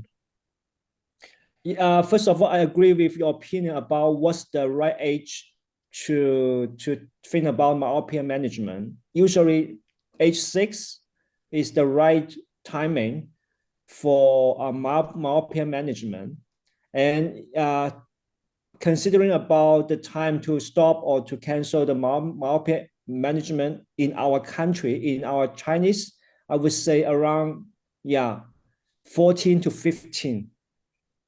Because at least you should, when we are talking about education, okay, so 14 and 15 is the the entrance age for high school. Okay, so at least not earlier than 14, believe me. Otherwise, it's still kind of dangerous. Yeah. Yep. I There's think also, I've been advocating for this for quite some time. Several studies in the past have had that 6 and 15 as two key magical numbers. 15 is the edge between early onset myopia and late onset myopia. So with after the age of 15, there are several more complications that you need to deal with. So maximum by that age, 14 is the maximum we should aim for. The earlier, the better, starting from 6 if possible. Yeah. I think I agree. just want to add one point here. While we are talking about this thing, maybe at 6 and 15, this two magic number we are talking. But again, if there is progression after that, maybe we can start some intervention after that also. This is what we are talking. We are talking in best possible movement, not for everyone. That we have to remember. Yeah, I agree. Yeah, I agree. Remember that still we do not have evidence-based knowledge in terms of that, but the idea is we are aware that myopia can start even at adulthood. So promoting healthy visual habits are quite important, in my opinion. But I cannot confidently say that I will promote this type of management option in adults because I still do not have some evidence on that. I need a little bit more research on it. Yeah. I think Dr. Carmen want to add something here. Yeah. Yeah, let's not forget the syndromic myopias. Yes. Like for example, Marfan syndrome. These are conditions that do not need control. You just have to correct and monitor. Like also myopia 26. These are X-link myopia etiologies, and their axial length is really 26 millimeter or even higher. They start before the age of 7, and their myopia is greater than 6 diopters. What else? We also have myopia that's due to other syndromes. For example, the the genes mutation, like the Knobloch syndrome. They are autosomal recessive myopia. They have a retinal degeneration already, and these are conditions that do not need controlling because they're really degenerative kinds of myopia. Yeah, exactly. Thank you, doctors. And I have one question for Dr. Yazan. Dr. Yazan, I should thank you for that wonderful presentation. That was a lovely one. This is a question for you. How to ensure compliance in myopia management? Oh, that's a very tough question. To be honest with you, let's talk about regular ophthalmic lenses. Their compliance rate is quite low, as as many as 60% of children actually do not wear their Exactly. spectacles as much as we want them as practitioners. So I think communication is very important. Telling them that these lenses and these spectacles are precious. They are just as expensive as the iPhone that you are carrying right now. So you need to take care of it. Ownership is very important, especially with children. If it's like their precious doll. They want to take care of it, brush its hair, keep it with them all the time. So promote ownership and the idea how precious that thing is and how important it is to prevent future issues in their eyes. We do not want to have negative feelings or relations with, like how many Middle Eastern parents do it, terrorize their children. But the idea is if we do not follow this protocol that the doctor told us, you might have certain complications in the future. We want to keep your eyes healthy and safe, just these things, simple things that you tell your children make wonders, really. Yeah. So the next question is, what is the percentage for reduction rate in spherical equivalent for ortho-K? Maybe I'll go to Dr. Carmen to, ask this question as what I understood, she is one of the pioneer for ortho-K at Philippines. Although ortho-K is not widely practiced yet in this part of the world, globally there's a very good efficacy of orthokeratology for myopia control, ranging from 45% to as much as 60%. And this is evidence-based, efficacy and studies, heavily researched by clinical experiences and investigators. Very effective. The issue here is compliance, of course.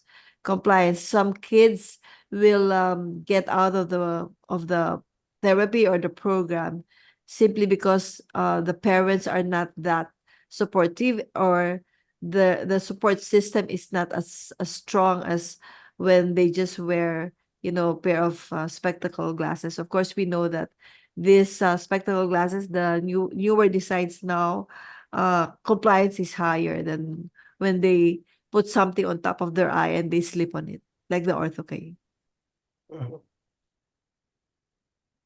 So the next question is how progressive addition lens help to myopia control? Maybe Dr. Yemen, Yemen, you can answer this question. Sorry, Dr. Yejan. Yeah, Dr. Yazan, you're muted. Oh, Oh, yeah, okay. sorry. Yeah. Good. My computer feeling it's almost the end of the session, so sorry. I'll Okay. take it.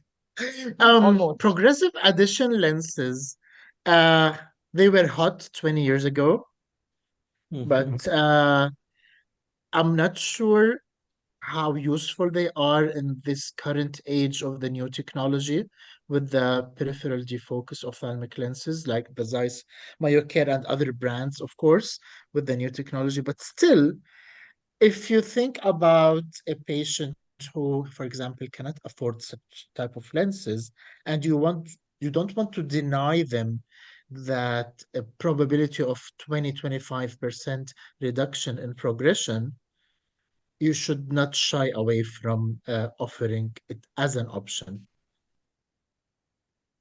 Of course, Celine has an opinion on Yeah, that, She yeah. has and I one. know You it. can unmute. Celine. Come on, of course I have my word to say on that one. Yes. Of course. Just to say that ZEISS started as well with progressive lenses. Mhm. The idea is to work on the accommodative lag, okay? So it's like a progressive lens.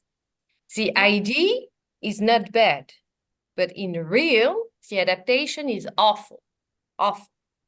Already when you are an adult, to adapt to a progressive lens, it's not that easy. So when you are 6, 7, 8 years old, running everywhere, and you don't want to make any effort and you don't want to understand it, you just want to see, you know what, at the end of the day, not even the end of the day, you just put them away and you don't want to wear them anymore, and that's it. And parents are not fighting. They cannot. It's children, you know, even to just make them eat some vegetables, it's hard. So if you want to have them wearing glasses, progressive glasses, it's going to be very difficult. So what I want to say, and this is something that we learned, it is mandatory that the solution is comfortable. If it's not comfortable, it's never going to be efficient, never. This is why those lenses are most of the time not prescribed anymore, unless you have a binocular vision problem, okay? Like a binocular vision problem, which is a different topic.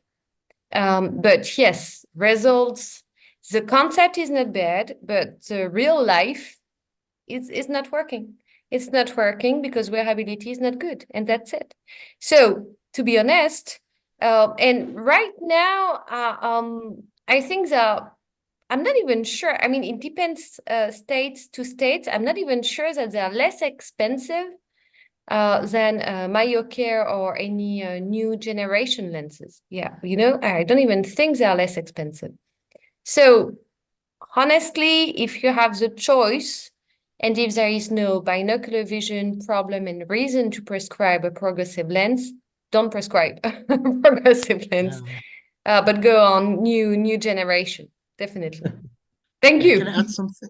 Yeah, Yeah. thank you. Can I Yeah. add something to that? In terms of science, we are now aware that accommodative lag is not the main factor in driving myopia progression. It's the peripheral defocus. So our 20-year-old theories of undercorrection is useful. That's gone. Certain micro fluctuations and accommodation contribute a very small role, so we should not focus on that and bother ourselves. So unless you have major accommodative related binocular vision issue, please stay away from PALs if possible. Yeah. Yep, I agree with Celine. Yeah. Yeah. Thanks, Ellen. You have one more question. What's the best way to package the myopia management cost? Yeah. You did Uh, mention in your first question, but this is little related to that. I'm not sure if I'm the best one to answer this because I just know the package for Myocare, which is a warranty, which is scratches, cracks, and everything. I don't know actually in your practice. I'm going to talk to Bruce, Carmen, and Yazen. Do you do any package for ortho-K, contact lenses, or any other solutions? Do you include a follow-up? How do you do actually? Yeah. Yes. If I may answer, doing it in package has proven to be, at least in my practice, very effective because it's straightforward. One of the reasons the parents or the family is hesitant about putting their kids into the myopia program is the cost. So we try to make it as practically affordable for the parents, because if it's affordable, the compliance is better. And so we bundle it with the cost, we bundle the cost with the visits, so they don't have to worry that they have to pay every time they visit the practice for follow-up visits, which is very essential in the success of the strategy that you're prescribing to the patient. So for example, for orthokeratology, patients visit the clinic at least 8 times a year for first-time wearers. So we actually put it in, we explain to the parent and the patient what's happening every visit, what kind of tests they're going to undergo, not to overwhelm them of the visits, but to explain to them the benefit of follow-up, so that we're able to measure the efficacy of the strategy we're putting the patient into. So we bundle the costs that of the package with all the visits, and of course the material that goes with it. The consumables, of course, is always excluded in the package because it's something consumable, so it's not beyond the control of the practitioner whether they consume a bottle of solution or not, especially for those doing it for the first time. They don't know how to use the solutions yet, or at least the eye drops. So those things are excluded in the program or in the package that we give. So at least for ortho-K. For the other strategies, it actually depends. There's a big role that the industry plays a lot on how practitioners charge patients. But of course, we put into consideration the chair time. The time is spent explaining to the patient and the parent why, what they need to know and why they need to know, what they need to do and why they need to do it. These things are all bundled in the package. So there is an interesting question that Can how I to can I Subek, can yeah, I yeah, add something before yeah, yeah. Please go ahead. piggybacking on Carmen? I beg practitioners not to, especially, not taking care of your chair time. I've seen this trend, especially with scleral contact lenses. Of course, I am for democratizing access to eye care, definitely being it accessible and affordable.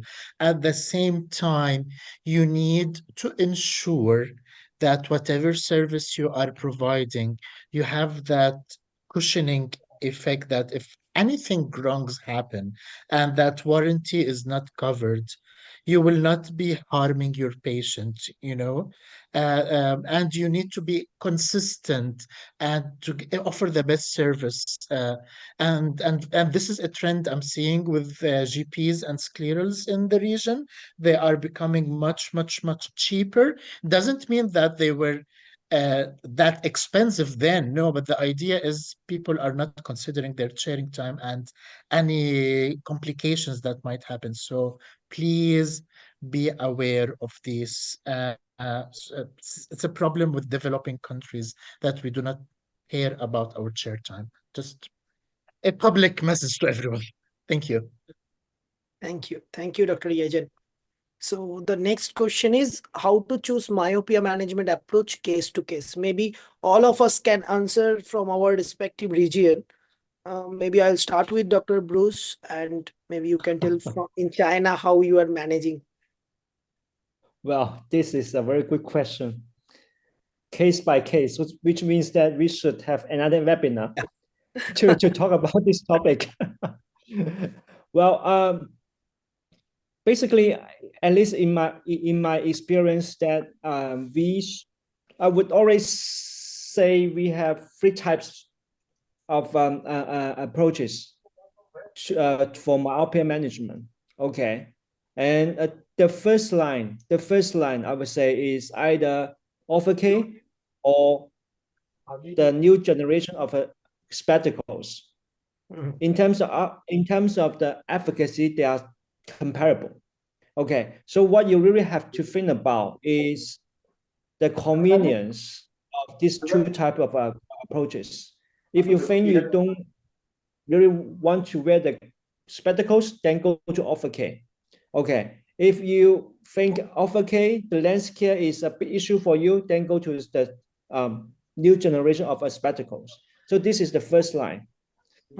Okay, and then for the difficult case, then I would say, okay, so we start the first simple approach first, and then we keep monitor the efficacy, and if it doesn't work and the efficacy is not satisfactory, then we combine the atropine.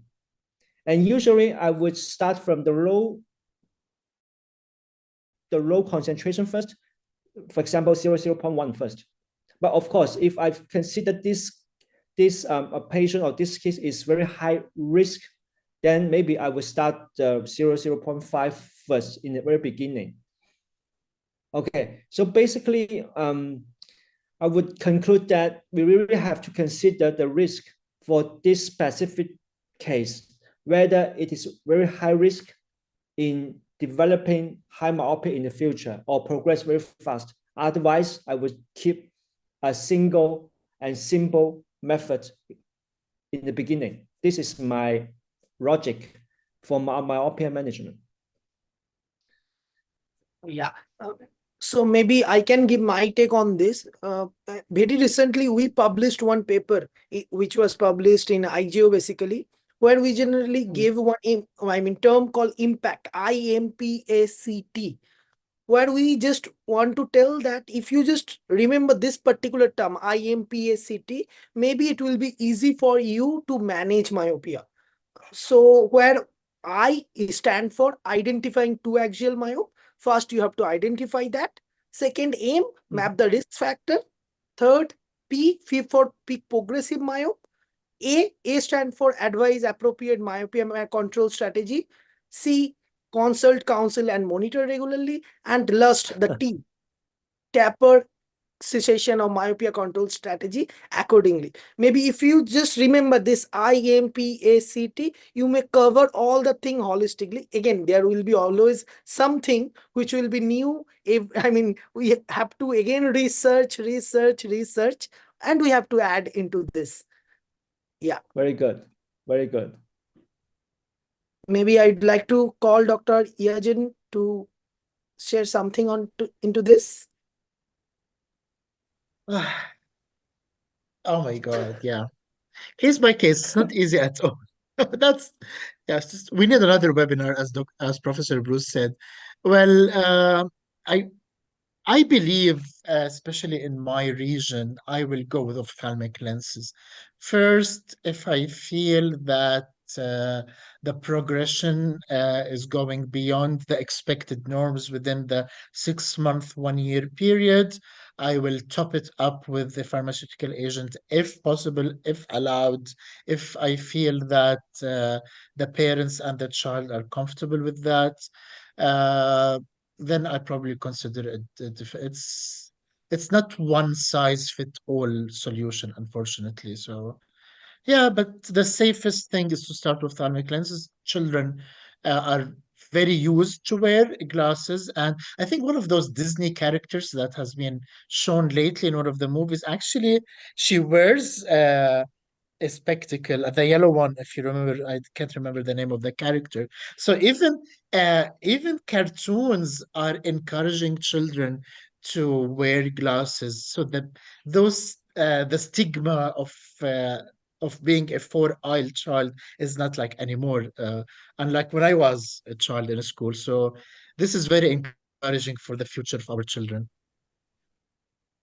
Dr. Karaman, anything from your side? Yeah, it's very myopia management should be very personalized. It actually depends on the patient. Yeah, there's if I can echo what Dr. Yasan said, there's no one size fits all. It's very personalized.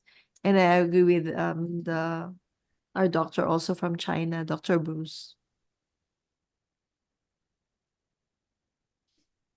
Yeah. So maybe Team EOF, we are requesting you to arrange another, webinar on this particular topic. There we will talk more about this.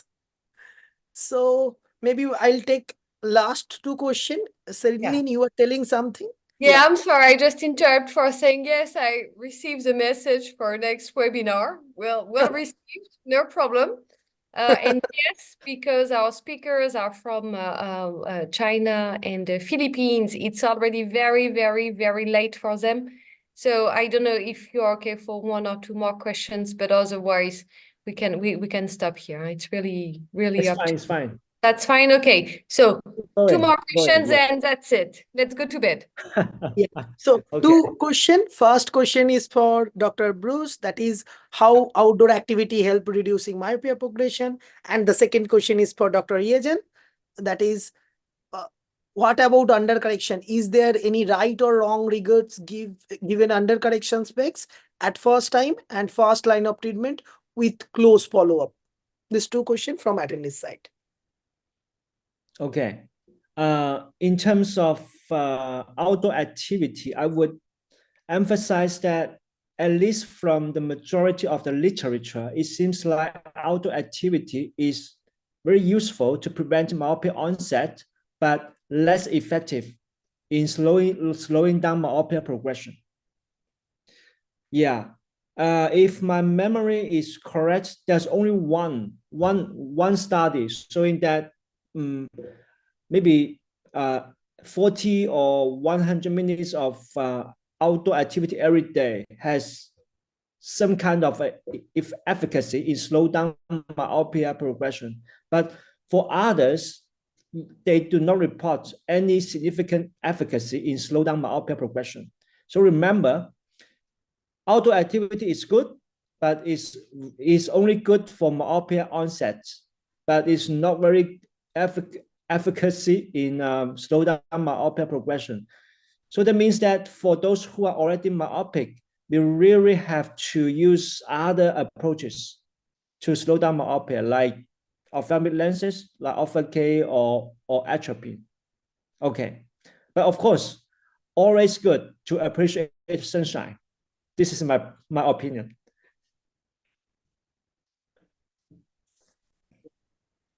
Yeah, Dr.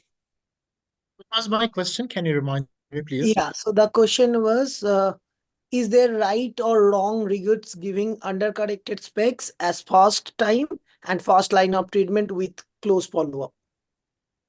Very good question. Please stop undercorrecting. Full stop. That's it.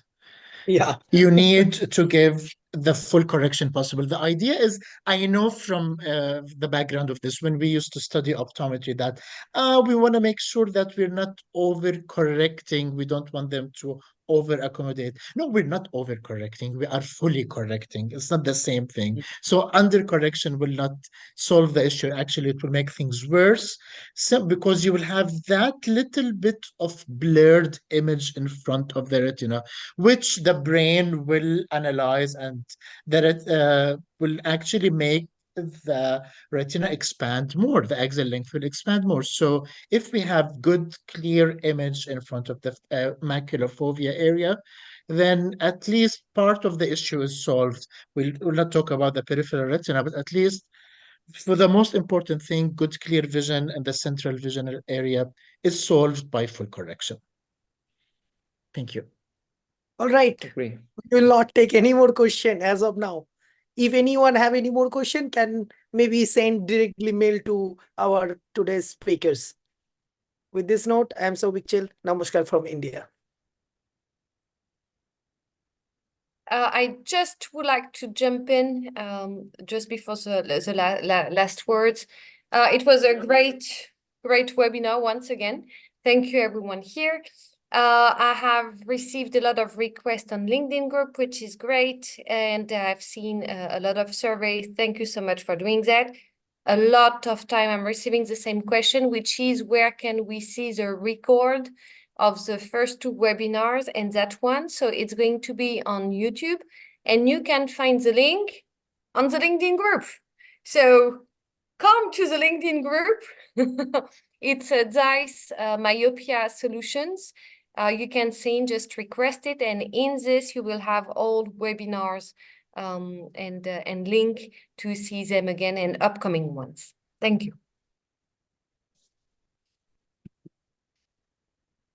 Thank you, Celine, for your wonderful support as always. And we'll keep looking for that one as usual whenever we meet. And thank you all for your time and valuable advices. And it's a great opportunity for all the people who is planning to practice, who is already practicing for myopia control, myopia management, and optometrists in all the UAE. And it's a hot topic of myopia management, especially in UAE now. And everyone is talking about it. Even the families are having good awareness of it. And even families are requesting the doctors or optometrists how this one is working, how we can able to approach. So this is a wonderful session is happening in UAE with all the optometrists and doctors. So thank you so much for all. Now we will have the closing ceremony. So thank you so much for all.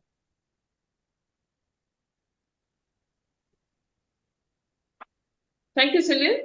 On behalf of the organizing team, United Optometrist Forum, I would like to extend a heartfelt thank you to ZEISS Vision Care for delivering a wonderful webinar on myopia management. Special thanks to Ms. Celine and Mr. Buduvin for always being so supportive for the eye care community. I would also like to express our gratitude to all the speakers who contributed time and knowledge to make this webinar a success. Your expertise in myopia management has provided our attendees with valuable information and strategies to address this important issue. The CME certificates will be sent to your registered email within 20 working days. Lastly, I would like to invite all of you to stay tuned for our upcoming webinar, Icon 2 Connecting Globally, on March 23rd to mark World Optometry Day. We are excited to bring you another informative session featuring renowned experts in this field. We look forward to your participation and engaging with you once again.